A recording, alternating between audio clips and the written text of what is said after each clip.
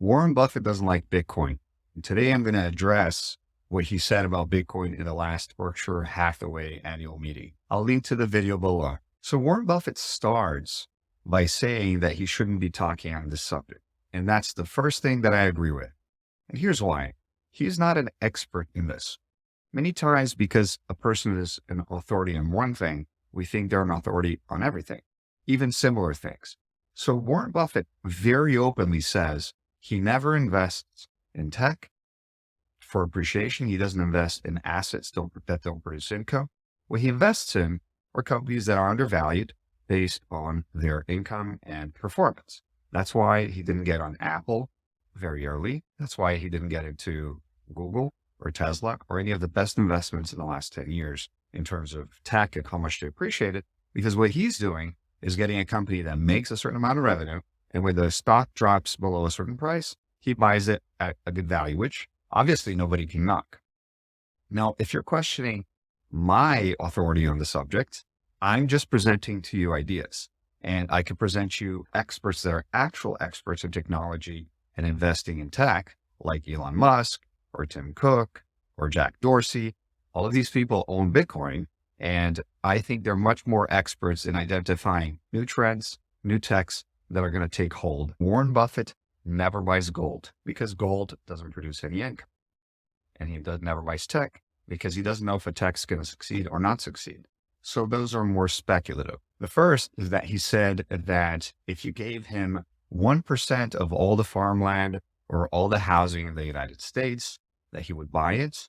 But if you gave him 100% of all the Bitcoin, he wouldn't buy it. That's an obvious strawman argument. He's comparing productive assets with a non-productive asset. So a better comparison would be to compare Bitcoin to dollars, which he holds 25 to 30% of his portfolio in dollars right now. Do dollars make any money? They don't make any money. They just sit there. If one person had all of the dollars on the planet, they'd also be worthless.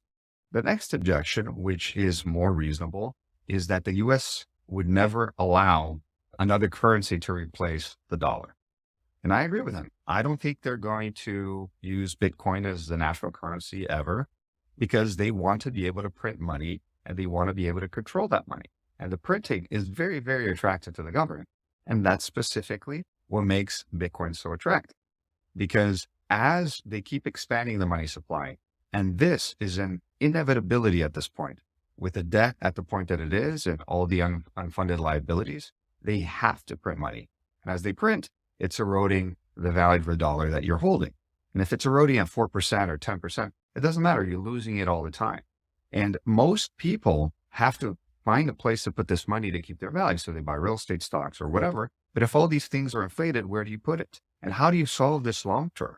So Bitcoin comes as a solution to all of this. Bitcoin does not inflate.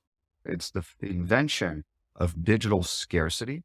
It is almost unconfiscatable. They'd have to torture you to get them out of you. It's uncensorable. You could send it to anybody on the planet. So these are clear use cases that are being used all over the planet. What would happen if the US banned Bitcoin? And at the same time, the US was going through a hyperinflationary period where your money is losing value at a rate that you just can't sustain. Well, this has happened in different parts of the world. Nigeria is a great example. And so is a myriad of other countries, but Nigeria is great because they banned Bitcoin while they're going through hyperinflation. And what actually happened is Bitcoin exploded in volume in a way that the volume of Bitcoin was higher than their entire stock market. And Bitcoin is used in day-to-day peer-to-peer transactions much more than it was before the ban. China also banned Bitcoin. And even after banning Bitcoin, 20% of all the mining that happens in Bitcoin still happens in China.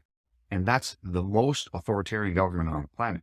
The question is, why would a person want Bitcoin? And people want Bitcoin because they want to retain their value in a way that's very hard for the government or anybody to take it from them.